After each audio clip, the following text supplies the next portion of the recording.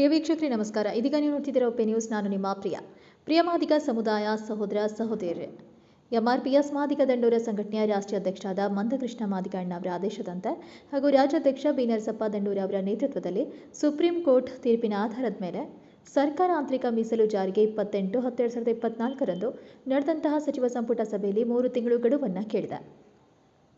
ಆದರೆ ನಮ್ಮ ಸಮುದಾಯವು ತನ್ನ 30 ವರ್ಷಗಳ ಹೋರಾಟದ ಫಲವನ್ನು ಈಗ ಕಾಣುವ ಹಂತಕ್ಕೆ ಬಂದಿದೆ. ಈ ಗಡುವಿನೊಳಗೆ ಸರ್ಕಾರ ನಿರ್ಧಾರವನ್ನು ಅನುಷ್ಠಾನಗೊಳಿಸಲು ವಿಫಲವಾದರೆ ಅದನ್ನು ನಮ್ಮ ಸಮುದಾಯದ ಹಿತಕ್ಕಾಗಿ ತೀರ್ಮಾನಿಸುವ ಮಹತ್ವದ ಕ್ರಮಗಳನ್ನು ಕೈಗೊಳ್ಳಲು ಸಿದ್ಧವಾಗಿದೆ. ಇದಕ್ಕಾಗಿ ಮಾದಿಗ ದಂಡೂರ ತಂಡವನ್ನು ರಚಿಸಲಾಗಿದೆ. ರಾಜ್ಯದಾದ್ಯಂತ ಜಾಗೃತಿಯ ಸಂಚಾರಿ ಕಾರ್ಯಕ್ರಮ ನಡೆಸಿ ಜನರಲ್ಲಿ ಅರಿವು ಮೂಡಿಸಲು, ಸಂಘಟಿಸಲು ಮತ್ತು ಏಕತೆ ತರಲು ಇದು ಮುಂದಾಗಿದೆ. ಈ ತಂಡ ರಾಜ್ಯ ಪ್ರವಾಸ ಕೈಗೊಂಡಿದ್ದು 26 ನವೆಂಬರ್ 2024 ಕಲಬುರಗಿ ಜಿಲ್ಲೆಗೆ ಆಗಮಿಸುತ್ತಿದೆ. ಎಲ್ಲ ಮಾದಿಗ ಸಮುದಾಯದ ಮುಖಂಡರು, ಹಿರಿಯರು, ಬುದ್ಧಿಜೀವಿಗಳು, ವಿದ್ಯಾರ್ಥಿಗಳು, ಯುವಕರು ಹಾಗೂ ಕಾರ್ಯಕರ್ತರು ಈ ಮಹತ್ವದ ಕಾರ್ಯಕ್ರಮದಲ್ಲಿ ಪಾಲ್ಗೊಳ್ಳಲು ವಿನಂತಿಸುತ್ತೇವೆ. ಇನ್ನು ನಿಮ್ಮದಾದ ಪೂರ್ಣ ಶಕ್ತಿ, ಉತ್ಸಾಹ ಮತ್ತು ಸಲಹೆಗಳಲ್ಲಿ ಭಾಗವಹಿಸಿ ಈ ಚಲನೆ ಯಶಸ್ವಿಯಾಗಲು ಪ್ರೋತ್ಸಾಹ ನೀಡಿ. ನಮ್ಮ ಹೋರಾಟದ ಅಂತಿಮ ಜಯಕ್ಕಾಗಿ ಮುತ್ತಿನಂತೆ ಜೊತೆಯಾಗ್ರೆ. ಇನ್ನು ಧನ್ಯವಾದಗಳಂತ ಹೇಳ್ತಾ ಗುರಿರಾಜ್ ಭಂಡಾರಿ, ರಾಜ್ಯಾಧ್ಯಕ್ಷರು, ಯುವ ಸೇನೆ ಎಂಆರ್ಪಿಎಸ್, ರಾಜು ಹದ್ನೂರು, ವಕೀಲರು, ರಾಜ್ಯ ಕಾರ್ಯದರ್ಶಿಗಳು ಎಂಆರ್ಪಿಎಸ್, ಸುಂದರ್ ಸಾಗರ್ ಉಪಾಧ್ಯಕ್ಷರು, ರಾಜ್ಯ ಸಮಿತಿ ಎಂಆರ್ಪಿಎಸ್, ಮಲ್ಲು ಕುಡುಂಬಲ್ ಅಧ್ಯಕ್ಷರು, ಕಲಬುರಗಿ ವಿಭಾಗ ಎಂಆರ್ಪಿಎಸ್, ಸುಭಾಷ್ ಕಾಂಬ್ಳೆಜಿಯವರಿಗೆ ವಿಭಾಗೀಯ ಅಧ್ಯಕ್ಷರು. ಈ ಸಂದೇಶವನ್ನು ನಿಮ್ಮ ಪರಿಚಯದ ಎಲ್ಲ ಕಲಬುರಗಿ ಜಿಲ್ಲಾ ಮಾದಿಗ ಸಮುದಾಯದ ಗುಂಪುಗಳಲ್ಲಿ ಹಂಚಿ ಅಂತ ವಿಶೇಷ ಸೂಚನೆಯನ್ನು ಕೂಡ ನೀಡಿದ್ದಾರೆ. ಇನ್ನು ಕಲಬುರಗಿ ಜಿಲ್ಲೆಯ ಹಾಗೂ ತಾಲೂಕಾ ಅಧ್ಯಕ್ಷರು ಮತ್ತು ಪದಾಧಿಕಾರಿಗಳು ನೇಮಕ ಮಾಡಲಾಗುವುದು ಮಾದಿಗ ಸಮುದಾಯದಲ್ಲಿ ಭಾಗಿಯಾಗಬೇಕು ಅಂತ ವಿನಂತಿಯನ್ನ ಮಾಡಿಕೊಂಡಿದ್ದಾರೆ. ಇದಾಗಿತ್ತು ಇವತ್ತಿನ ವಿಶೇಷ. ಇನ್ನಿತರ ಸುದ್ದಿಗಳಿಗಾಗಿ ನೋಡ್ತಾ ಇರಿ ಒಪೆ ನ್ಯೂಸ್. ಎಲ್ಲ ಆತ್ಮೀಯ ಪತ್ರಿಕಾ ಬಾಂಧವರಿಗೆ ನನ್ನ ನಮಸ್ಕಾರಗಳು. ಈಗಾಗಲೇ ನಮ್ಮ ಸಮಿತಿಯ ಅಧ್ಯಕ್ಷರಾದಂಥ ಉತ್ಸವ ಸಮಿತಿ ಅಧ್ಯಕ್ಷರಾದ ಶಿವರಾಜ್ ಚಿನ್ಕೇರಿ ಕೂಡ ಈಗಾಗಲೇ ಮಾತಾಡಿದ್ದಾರೆ. ಜೊತೆಯಲ್ಲಿ ನಮ್ಮ ಸಮೀಪದ ಸಂಬಂಧಿಸಿದಂಥ ಶಿವಶಾಳ ಕಪೂರಿ ಅವರೇ, ಪಂಡಿತ್ ಅವರೇ, ಎಲ್ಲ ಸಮಾಜದ ಮುಖಂಡಂಥ ಅಶೋಕ್ ಸೊಂಡೆ ಅವರೇ, ವಿನಾಯಕ್ ಮನ್ಕೂಜಿ ಅವರೇ, ಖಂಡಪ್ಪಣ್ಣವರೇ, ಮಲ್ಲಪ್ಪ ಮೊಳಕಿರವರೇ, ನಮ್ಮ ಹಣತೋಡಿ ಬ್ರದರ್ ಅವರೇ, ಈಗಾಗಲೇ ಡಿಸೆಂಬರ್ 1ನೇ ತಾರೀಕು ಕನಕದಾಸ ಜಯಂತಿ ಯಾವ ಥರ ಆಗಬೇಕು, ಸ್ಥಳ ಎಲ್ಲಿ, ಗೆಸ್ಟ್ ಯಾರು ಅಂತೇಳಿ ಈಗಾಗಲೇ ಸವಿಸ್ತರವಾಗಿ ನಮ್ಮ ಉತ್ಸವ ಸಮಿತಿ ಅಧ್ಯಕ್ಷರು ಈಗಾಗಲೇ ತಮ್ಮ ಮುಖಾಂತರ ಹೇಳಿದ್ದಾರೆ. ಈಗೇನಿಲ್ಲ, ನಾವು ಹೇಳೋದೇನಿಲ್ಲ. 1ನೇ ತಾರೀಕು ಶಿವರಾಜ್ ಚಿನ್ಕೇರಿ ಹೇಳಿದಂತೆ ಕನಕದಾಸರು ಬರೀ ಒಂದೇ ಜಾತಿಗೆ ಸೀಮಿತ ಆಗ್ತಕ್ಕಂಥ ವ್ಯಕ್ತಿ ಅಲ್ಲ.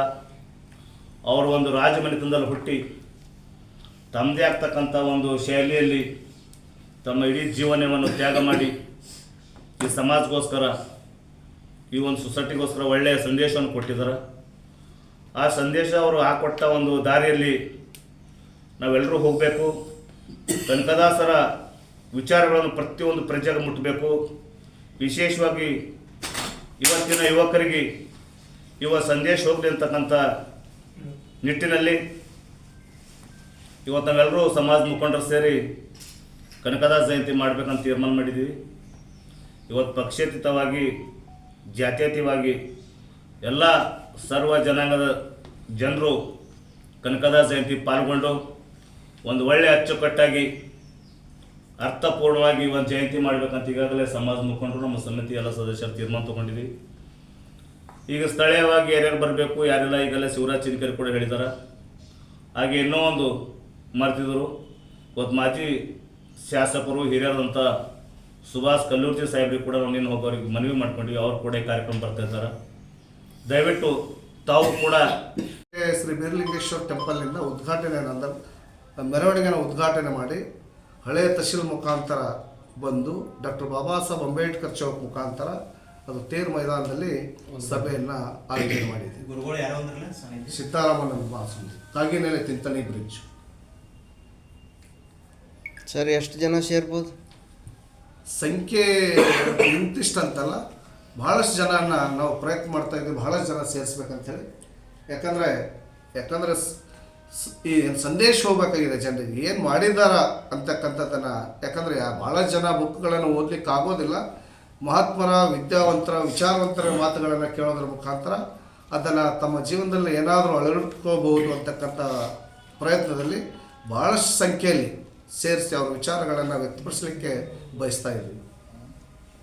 91 ಸಾಮಾಜಿಕವಾಗಿ ಸಂಘಟನೆಗೆ DSS GSS TMS ಅಂತೇಳಿ ಏನು ಸಾಮಾಜಿಕ ಸಂಘಟನೆ ಇದ್ದು ಆ ಸಂದರ್ಭದಲ್ಲಿ ಏನು ನಮಗೆ ನ್ಯಾಯಯುತವಾಗಿ ನಮ್ಮ ಕೈ ಜೋಡಿಸಿ ನಮ್ಮ ಜೊತೆಯಲ್ಲಿ ಸಹಕಾರವನ್ನು ಮಾಡಿ ಅವಿರತವನ್ನು ಶ್ರಮವನ್ನು ಪಟ್ಟು ಈ ಸಮಾಜಕ್ಕೆ ನ್ಯಾಯವನ್ನು ಒದಗಿಸ್ಕೊಡ್ಲಿಕ್ಕೆ ಏನು ಪ್ರಯತ್ನವನ್ನು ಮಾಡಿದ್ದಾರೆ ಅಂಥವರನ್ನು ಗುರುತಿಸಿ ಅವರಿಗೊಂದು ಸನ್ಮಾನವನ್ನು ಗೌರವ ಸನ್ಮಾನವನ್ನು ಮಾಡಬೇಕಂತ ಕೂಡ ಒಂದು ಸ್ವಲ್ಪ ಆಲೋಚನೆಯನ್ನು ಮಾಡಿದ್ದೀವಿ.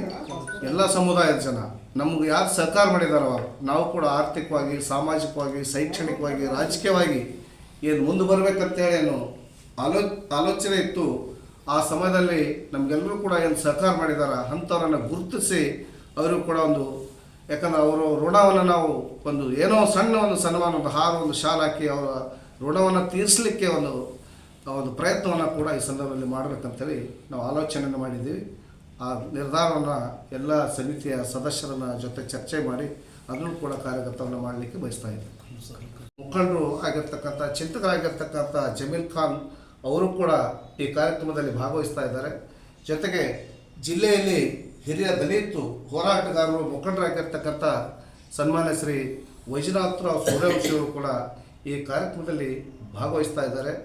ಯಾಕಂದರೆ ಅವರು 90 ಮತ್ತು 91ರಲ್ಲಿ ಈ ಸಮುದಾಯಕ್ಕೆ ನ್ಯಾಯಯುತವಾಗಿರ್ತಕ್ಕಂಥ ಏನು ಗೋಲ್ಡ್ ಸರ್ಟಿಫಿಕೇಟ್ ಇತ್ತು, ಈ ಮೂಲಭೂತವಾಗಿರ್ತಕ್ಕಂಥ ಹಕ್ಕನ್ನು ಕೊಡಿಸ್ಲಿಕ್ಕೆ ಅವರು ಕೂಡ ಅವಿರತವಾಗಿರ್ತಕ್ಕಂಥ ಹೋರಾಟವನ್ನು ಮಾಡಿರ್ತಕ್ಕಂಥ ಸಂದರ್ಭದಲ್ಲಿ ಅವರು ಕೂಡ ನಾವು ಆಹ್ವಾನವನ್ನು ಮಾಡ್ತಾ ಇದ್ದೀವಿ. ಹಾಗಾಗಿ ಇದೊಂದು ಅರ್ಥಗರ್ಭ ಜಾತ್ಯತೀತವಾಗಿ ಎಲ್ಲರನ್ನು ಕರೆದು ಎಲ್ಲರನ್ನ ಪ್ರೀತಿಯನ್ನು ಮಾಡಿ ಕಾರ್ಯಕ್ರಮವನ್ನು ಮಾಡಲಿಕ್ಕೆ ನಾವೆಲ್ಲರೂ ಕೂಡ ಬಯಸ್ತಾ ಇದ್ದೀವಿ.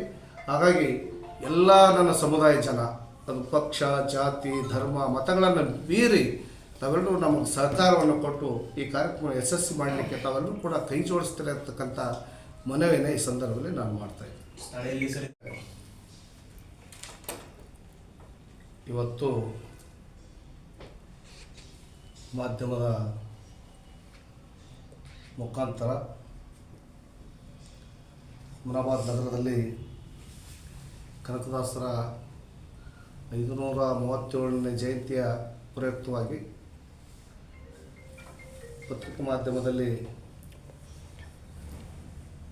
ನಮ್ಮ ಸಮಿತಿಯ ಉಪಾಧ್ಯಕ್ಷರು ಆಗಿರ್ತಕ್ಕಂಥ ಪ್ರಕಾಶ್ ಸೊನ್ಕೆರೆಯವರು, ವಿನಾಯಕರವರು, ಖಂಡಪ್ಪವರು, ಅಶೋಕ್ ಶಂಕಾಪುರವರು, ನಮ್ಮ ಪಂಡಿತ್ ಅವರು, ಅಶೋಕ್ ಫಂಡೇರವರು, ಮಲ್ಲಿಕಾರ್ಜುನ್ ಅವರು ಮತ್ತು ಇತರರು ಕೂಡ ಸಮಾಜದ ಮುಖಂಡರು ಭಾಗವಹಿಸಿದ್ದಾರೆ. ಹುಮನಾಬಾದ್ ನಗರದಲ್ಲಿ ಕನಕದಾಸರ ಜಯಂತಿಯನ್ನು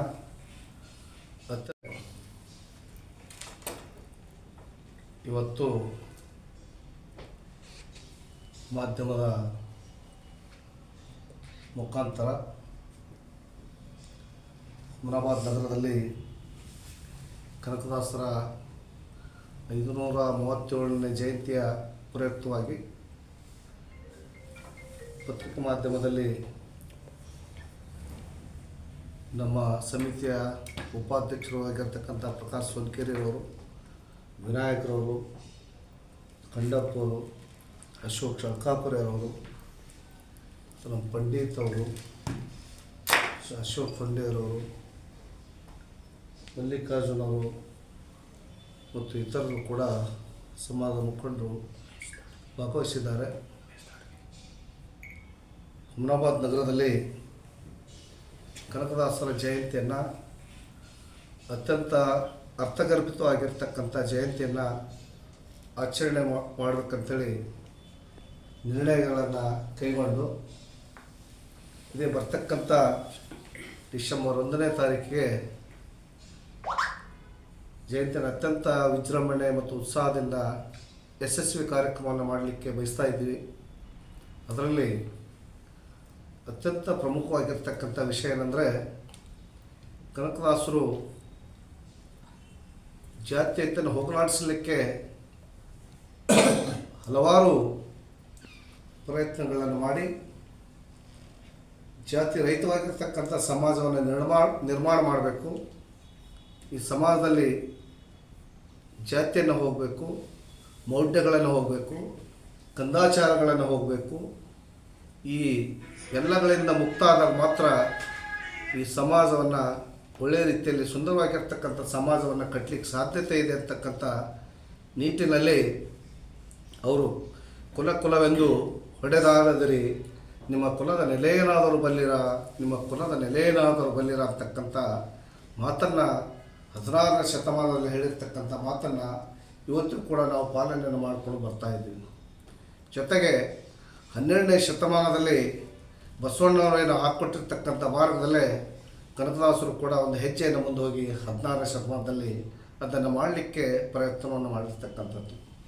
ಹಾಗಾಗಿ ನಾವು ಇವತ್ತು ಮುನಾಬಾದ್ ನಗರದಲ್ಲಿ ಜಾತ್ಯತೀತವಾಗಿ ಎಲ್ಲ ಧರ್ಮೀಯರನ್ನು, ಎಲ್ಲ ಜಾತಿಯರನ್ನು ಕರೆದು ಒಂದು ಒಳ್ಳೆಯ ಸುಂದರವಾಗಿರ್ತಕ್ಕಂಥ ಜಯಂತಿಯನ್ನು ಆಚರಣೆ ಮಾಡೋದರ ಮುಖಾಂತರ ಏನು ಅವ್ರ ನಿಲುವು ಇತ್ತು, ಅವ್ರ ತತ್ವ ಇತ್ತು, ಅವ್ರ ಸಿದ್ಧಾಂತ ಇತ್ತು, ಏನು ಕನಕದಾಸ ಸಿದ್ಧಾಂತ ಮತ್ತು ತತ್ವಗಳನ್ನಿತ್ತು, ಅವರೇನು ಪ್ರತಿಪಾದನೆಯನ್ನು ಮಾಡಿದ್ದಾರೆ, ಆ ನಿಟ್ಟಿನಲ್ಲಿ ಕೂಡ ನಾವು ಜಯಂತಿಯನ್ನು ಮಾಡಬೇಕಂತಕ್ಕಂಥ ಉದ್ದೇಶದಿಂದ ಎಲ್ಲ ಜಾತಿ ಧರ್ಮ ಮತ ಪಂಗಡಗಳನ್ನು ಅವರನ್ನು ಕರೆದು ಒಂದು ಕಾರ್ಯಕ್ರಮವನ್ನು ಯಶಸ್ವಿಯಾಗಿ ಮಾಡಬೇಕು. ಇಡೀ ರಾಜ್ಯದಲ್ಲೇ ಮಾದರಿಯಾಗಿರ್ತಕ್ಕಂಥ ಕಾರ್ಯಕ್ರಮವನ್ನು ಮಾಡಬೇಕಂತಕ್ಕಂಥ ಉದ್ದೇಶದಿಂದ ನಾವು ಕಾರ್ಯಕ್ರಮವನ್ನು ಮಾಡ್ತಾಯಿದ್ದೀವಿ.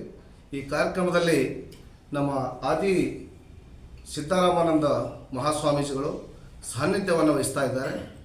ಜೊತೆಗೆ ಈ ಸ್ಥಳೀಯ ಆತ್ಮೀಯ ಸ್ನೇಹಿತರು, ಯುವಕರಾಗಿರ್ತಕ್ಕಂಥ ಸ್ಥಳೀಯ ಶಾಸಕರಾಗಿರ್ತಕ್ಕಂಥ ಸನ್ಮಾನ್ಯ ಸಿದ್ಧಲಿಂಗಪ್ಪ ಪಾಟೀಲ್ರವರು ಉದ್ಘಾಟಕರಾಗ್ತಾ ಇದ್ದಾರೆ. ಜೊತೆಗೆ ಹಿರಿಯರು ಮತ್ತು ಜನಪ್ರಿಯ ನಾಯಕರಾಗಿರ್ತಕ್ಕಂಥ ಮಾಜಿ ಸಚಿವರಾಗಿರ್ತಕ್ಕಂಥ ಸನ್ಮಾನ್ಯ ಶ್ರೀ ರಾಜಶೇಖರ್ ಪಾಟೀಲ್ಜಿ ಅವರು ಕೂಡ ಈ ಕಾರ್ಯಕ್ರಮದಲ್ಲಿ ಭಾಗವಹಿಸ್ತಾ ಇದ್ದಾರೆ.